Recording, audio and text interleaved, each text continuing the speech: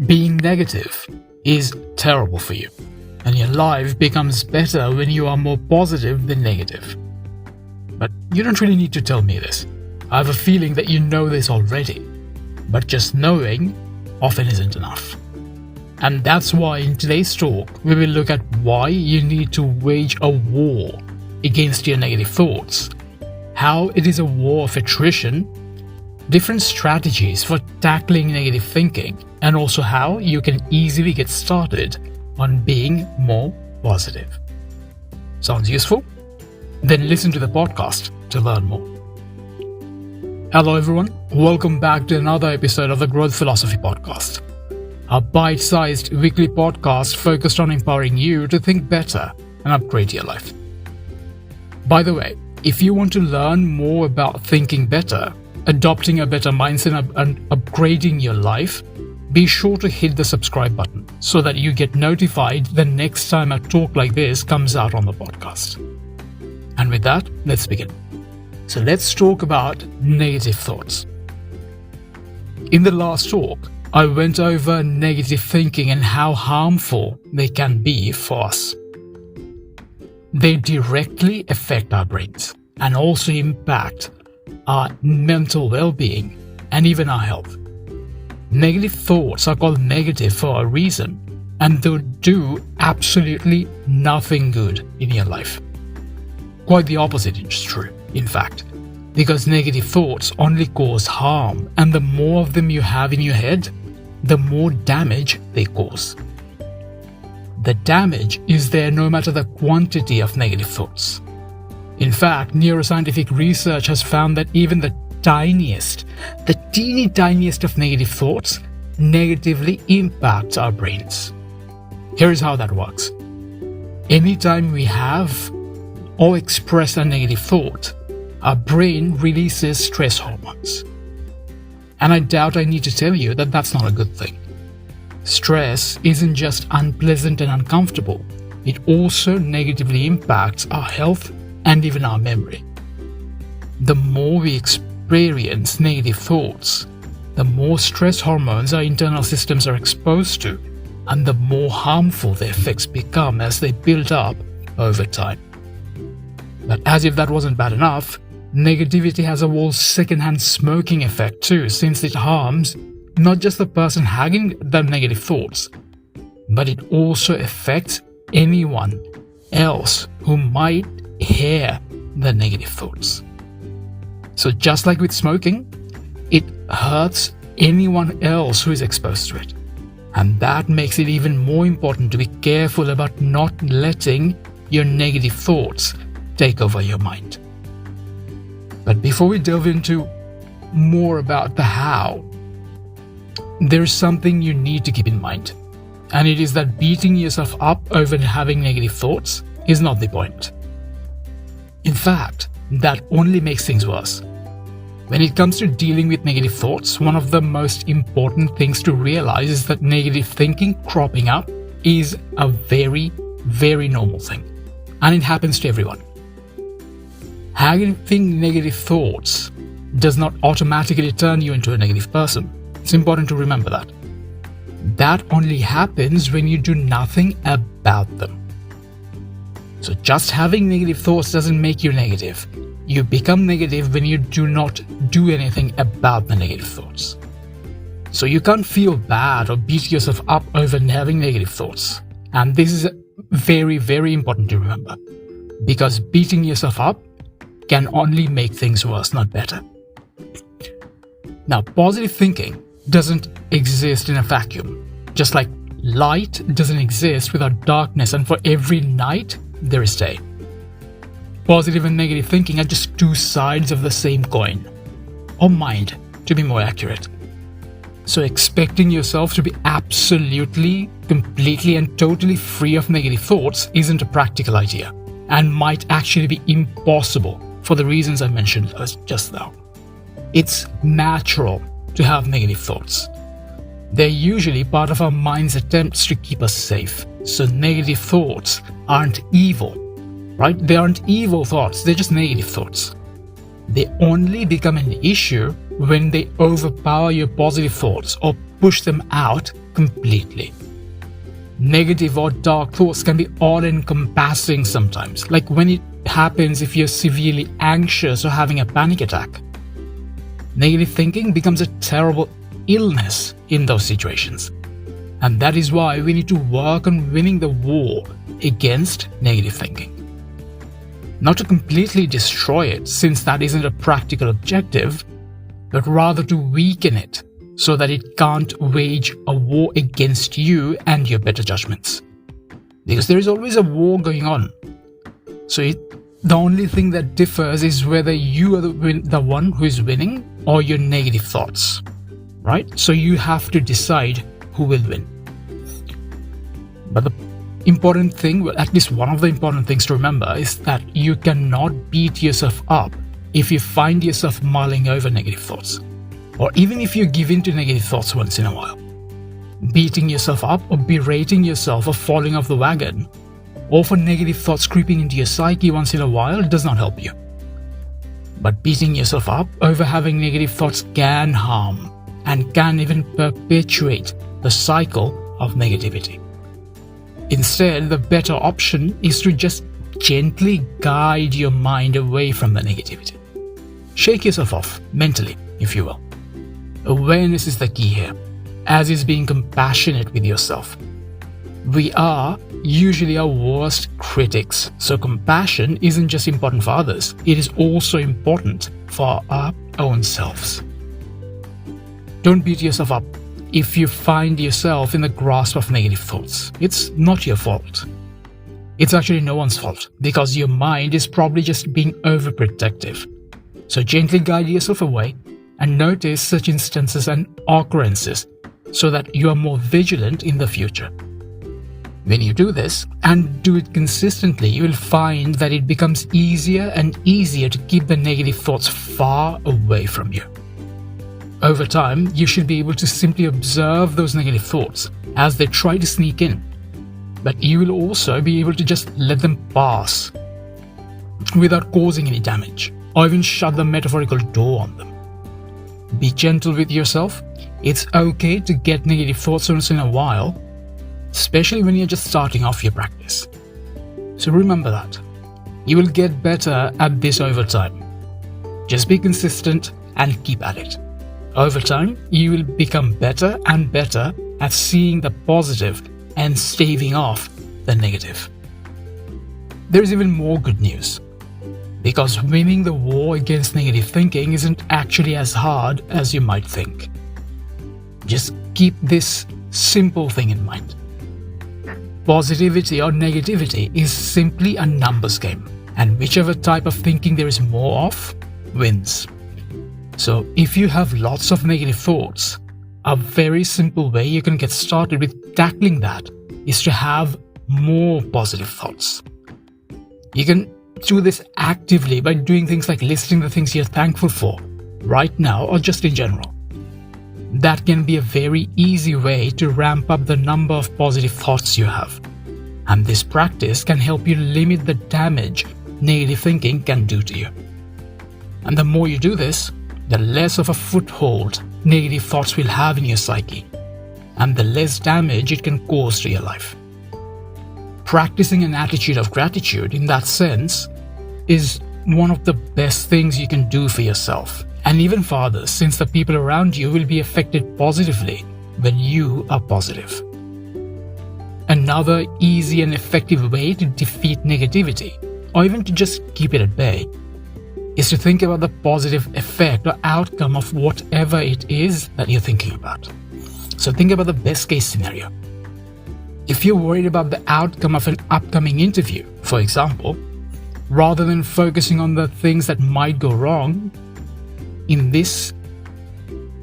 this strategy, you will basically be focusing on what an interesting experience it can be, and all the things you might learn, and how the experience itself can be useful, irrespective of the result. Worried about how an upcoming meeting might go? Well, rather than focusing on the things that might not work out, focus on what it will be like when everything does go according to plan and the best case scenarios, and what you might learn from it no matter the outcome. This strategy works for pretty much every scenario you can think of. And it is much better to do this as opposed to drowning yourself in worries, since the best you can do is the best you can do. And worrying about anything that's beyond your control is simply a waste of your time and energy. To make this process even more effective, you can visualize the best case scenario. Visualization is a great tool that the best of the best use for getting optimal results, and it can be a great way to enhance the impact of your attempt at overriding your negative thoughts, beliefs, and impulses. So use visualization as well. But let's face it, going into a situation expecting the worst and with your mind full of negative thoughts doesn't help make things better. It really doesn't. Even when things do work out and turn out for the best. However, going into even the most challenging of situations with the best case scenario in mind and with a positive attitude can help you feel better, happier, and more relaxed, even if things don't really go according to plans. So, there's a massive contrast there, and having a positive mindset helps a lot. What's more, that positive attitude also makes you more resilient and more capable of handling challenges, which is great if things did indeed not quite go according to plan. So positivity, in that sense, makes you more capable of dealing with challenges and unwanted outcomes. That what can you do if you find it hard to think of the positive side, or even just positive thoughts for that matter? It can happen if your mind is too clouded by negative thoughts. So maybe you're finding it very challenging to think about the positive aspect or the positive side. So when that or if that happens, an easy way to disrupt that negative thought process is to take a little walk. So this is like a little hack for you. You can take a little walk ideally out in nature, but even a walk inside for a few minutes can help you clear your head, disrupt your negative thoughts, and help you move away from the harmful thought patterns. Another thing that can help is writing down your thoughts, and also writing out at least 3 to 5 positive thoughts for every negative thought you have. In terms of what you can do to get started today, here is something for you to try. The next time you get a negative thought, think of at least 3 to 5 positive thoughts. The positive thoughts can be about the thing you're worried about, or about things completely unrelated, like the things you're thankful for having in your life. It can be either or both. It can be as simple as thinking about what a blessing it is to be alive, what a miracle our brains and internal systems are, and how great it is to have access to all the amenities and facilities that make our lives easier and better. The list is really a never-ending one, because once you really start looking into all the good things in your life, you'll realize that there are many, many of them. Too many to even count or realize, to be honest. The point is that there are always good things in your life. All it takes is for you to pay attention to notice the good things and the positive things in your life, and this gets easier the more you do it. Thinking about the best case scenario certainly is the most effective in terms of countering any jitters you might have or might be getting about that scenario. But even if that seems challenging, you can always think of things you're thankful for, since our lives are full of things to be grateful for, as I mentioned earlier. Actively outnumbering your negative thoughts with positive ones like that will help you to literally rewire your brain to be more positive. But that's not all, because focusing on the positives will help you cut down the amount of stress and anxiety in your life. It will help you improve the quality of your life, and it will also help you win the war against negative thinking.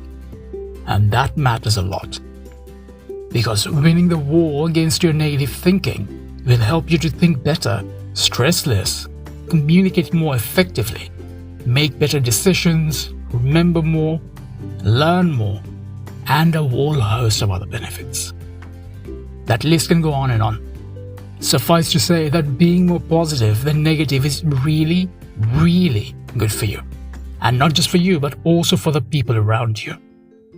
Being positive has a big impact, and it is not an exaggeration to claim that being positive makes the world a better place. If you have been around positive people, you already sort of know the truth of that statement. So being positive is good for you, for others, and for the world too. And if that doesn't make positivity important, I don't know what does. This is not to say though that you should just be blindly optimistic. That's not helpful, and neither is that practical. I'm not an advocate of blind optimism. So the point isn't to be blindly optimistic and disregard the realities of life, but rather to realize that choosing to be positive is better for you than letting yourself be driven by your negative thoughts. Being positive isn't about turning a blind eye to the challenging realities of life, but rather about choosing to deal with things positively even when things don't go according to plan. This is one of the reasons why I prefer pragmatism, which is about being practically optimistic. Check out my other talk to learn more about that. But as far as defeating negativity is concerned, that is a necessity. Being negative and being practical are very, very different things. So don't confuse that. And letting negative thoughts control your reality doesn't make you realistic. It only makes you pessimistic. And you know what pessimism doesn't do? It doesn't help you make things better. In fact, pessimism can make things worse. Being positive, on the other hand, can make it easier for you to deal with even the most challenging of situations. If you take away just one thing from this talk, remember this: the war against negative thinking is a war of attrition. You have to keep working at it. You have to keep working at pushing away the negative thoughts and inviting in more positive thoughts. You have to overpower your negative thoughts with positive ones. It might be more challenging to do initially and might not happen overnight, especially if you're not used to actively prioritizing your positive thoughts. But by continually working at it, you will chip away at the defenses of negativity and weaken it. Keep working at it consistently and you will find that it gets easier and easier to override the negative thoughts and feelings. So become more aware of your thoughts and actively practice being more positive. We went over several other strategies for overpowering your negative thoughts and being more positive. Try those out too. Work on actively choosing to be more positive and pushing away the negative thoughts. Do it because negative thinking is bad for your brain and your life. Do it because positive thoughts help you cut down on stress and negativity. And also do it because being more positive ultimately makes your life better, easier, and happier.